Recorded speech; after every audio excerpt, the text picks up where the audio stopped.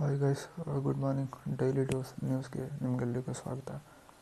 So ಇವತ್ತಿನ news ಏನಪ್ಪ ಅಂತ ಹೇಳಿದರೆ, ನಮ್ಮ ಪಕ್ಕದ ರಾಜ್ಯ ಗೋವಾದಲ್ಲಿರುವ ಬೀಚ್ ಬೈ ರೋಮಿಯೋಲೇನ್ ಅನ್ನುವಂಥ ನೈಟ್ ಕ್ಲಬ್ಬಲ್ಲಿ ಅಗ್ನಿ ಅವಘಡ ಸಂಭವಿಸಿದೆ. ಸೊ ಈ ಅಗ್ನಿ ಅವಘಡದಲ್ಲಿ ಸುಮಾರು 25 ಜನ ಈ ಅಗ್ನಿ ಅವಘಡದಲ್ಲಿ ತೀರ್ಕೊಂಡಿದ್ದಾರೆ.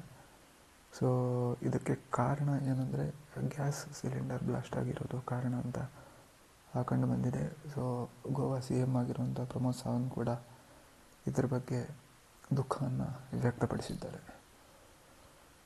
ಸೊ ಮುಂದಿನ ನ್ಯೂಸ್ ಏನಂತ ನೋಡೋದಾದರೆ, ನಿಮಗೆಲ್ಲರಿಗೂ ಗೊತ್ತಿರೋ ಹಾಗೆ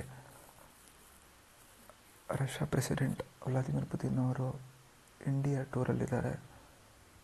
ಸೊ ಆಲ್ರೆಡಿ ಬೇರೆ ಬೇರೆ ಒಪ್ಪಂದಗಳು, ಒಡಂಬಡಿಕೆಗಳು ಎಲ್ಲ ಆಗ್ತಾ ಇದ್ದಾವೆ. ಸೊ ಇದ್ರ ಜೊತೆಗೆ ಎಕನಾಮಿಕ್ ಕೋಆಪರೇಷನ್ ಇರುತ್ತೆ, ಫ್ರೀ ಟ್ರೇಡ್ ಅಗ್ರಿಮೆಂಟ್ ಮಾಡ್ತೀವಿ. ಹಾಗೆ ಪುತಿನ್ ಅವರು ಸಬ್ಕಾ ಸಾಥ್ ಸಬ್ಕಾ ವಿಕಾಸ್, ನಮ್ಮ ಪ್ರಧಾನಮಂತ್ರಿ ಮೋದಿಯವರ ಫೇಮಸ್ ಒಂದು ಸ್ಲೋಗನ್ ಏನಿದೆ ಅದನ್ನು ಕೂಡ ಹೇಳಿದ್ದಾರೆ. ಸೊ ಇದೇ ರೀತಿ ರಷ್ಯಾ ಮತ್ತು ಭಾರತದ ಸ್ನೇಹ ಮುಂದುವರಿಲಿ ಅಂತ ನಾವು ಆಶಿಸೋಣ. ಇವಾಗ ನೆಕ್ಸ್ಟ್ ನ್ಯೂಸ್ ನೋಡೋಣ ಬನ್ನಿ ಫ್ರೆಂಡ್ಸ್.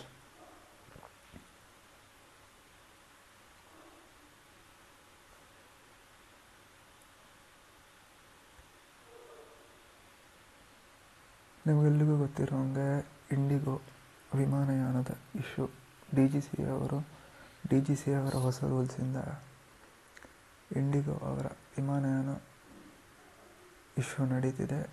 ಸೊ ಇದು 5ನೇ ದಿನಕ್ಕೆ ಕಾಲಿಟ್ಟಿದೆ.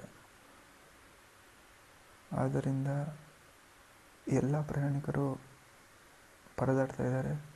ಬೆಂಗಳೂರಲ್ಲಿ ಕೂಡ ಪರದಾಟ ನಡೀತಿದೆ. ಸೊ ಆದ್ದರಿಂದ ಇಂಡಿಗೋದವರು, ಕೇಂದ್ರ ಸೆಂಟ್ರಲ್ ಗೌರ್ಮೆಂಟ್ ಅವರು ಇಂಡಿಗೋದವರಿಗೆ ಈ ಎಲ್ಲ ಸೂಚನೆಗಳನ್ನು ಕೊಟ್ಟಿದ್ದಾರೆ.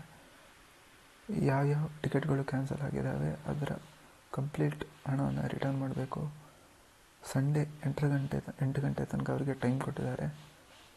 ಹಣ ವಾಪಸ್ ಮಾಡಿದ್ದಕ್ಕೆ ಯಾವುದೇ ಫೀಸನ್ನು ಅವರು ಚಾರ್ಜ್ ಮಾಡೋಂಗಿಲ್ಲ. ವಿದಿನ್ 2 ಡೇಸ್ ಅವರ ಲಗೇಜನ್ನು ಅವರ ಮನೆಗೆ ತಲುಪಿಸಬೇಕು. ಹಣ ಮತ್ತು ಲಗೇಜ್ ವಾಪಸ್ ಕೊಡೋದಕ್ಕೆ ಒಂದು ಕಡೆ ಅವರು ಏನೊಂದು ಯೂನಿಟನ್ನು ಓಪನ್ ಮಾಡಬೇಕು ಅನ್ನೋದನ್ನು ಇವರು ಕೇಂದ್ರ ಸೆಂಟ್ರಲ್ ಗೌರ್ಮೆಂಟ್ ಅವರು ಇಂಡಿಗೋದವರಿಗೆ ಡೈರೆಕ್ಷನ್ ಕೊಟ್ಟಿದ್ದಾರೆ. ಸೊ ಹಾಗೆಯೇ ಇದರಿಂದಾಗಿ ಬೇರೆ ಏರ್ಲೈನ್ಸ್ಗಳ ಪ್ರೈಸ್ ವಿಪರೀತ ಜಾಸ್ತಿ ಆಗಿದೆ. ಸೊ ಅದನ್ನು ಕಂಟ್ರೋಲ್ ಮಾಡೋಕ್ಕೆ ಕೂಡ ಸೆಂಟ್ರಲ್ ಗೌರ್ಮೆಂಟ್ ಅವರು ಲಿಮಿಟ್ ಹಾಕಿದ್ದಾರೆ.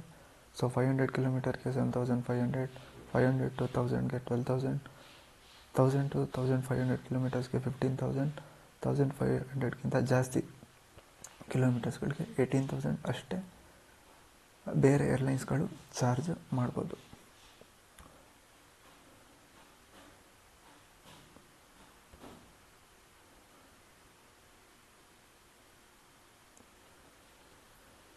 ಸೊ ಮುಂದಿನ ನ್ಯೂಸ್ ನೋಡೋದಾದರೆ, ನಿಮಗೆಲ್ಲೂ ಗೊತ್ತಿರೋ ಹಾಗೆ DK ಹಾಗೂ CM ಸಿದ್ದರಾಮಯ್ಯ ಅವರ ನಾಯಕತ್ವ ಬದಲಾವಣೆ ಬಗ್ಗೆ ನಮ್ಮ ರಾಜ್ಯದಲ್ಲಿ ಆಲ್ರೆಡಿ 2 ಬಣಗಳ ಮಧ್ಯೆ ಜಟಾಪಟಿ ನಡೀತಿದೆ.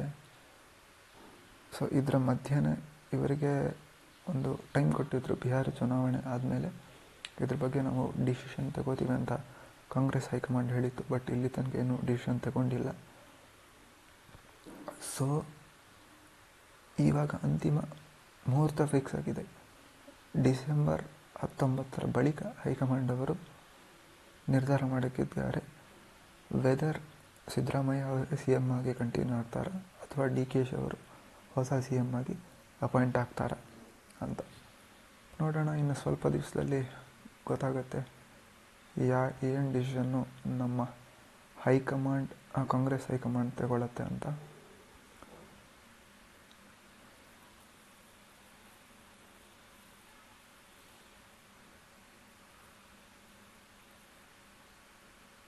ಮತ್ತು ಇಂಡಿಗೋದವರಿಂದ ಗೊತ್ತಿರೋಂಗೆ ಅದೇ ಸೇಮ್ ಮಾಮೂಲಿ DGC ಅವರ ಹೊಸ ರೂಲ್ಸಿಂದ ಪರದಾಟ ಆಗಿದೆ. 1,00,000 ರೂಪಾಯಿ ತನಕ ಟಿಕೆಟ್ ದರ ಹೋಗಿದೆ. ಬೇರೆ ಏರ್ಲೈನ್ಸ್ಗಳು ಚಾರ್ಜ್ ಮಾಡ್ತಿದ್ದಾರೆ, ಸಿಕ್ಕಿದ್ದೇ ಚಾನ್ಸು ಅಂತೇಳಿ. Which is not at all good. So ಇದಕ್ಕೋಸ್ಕರ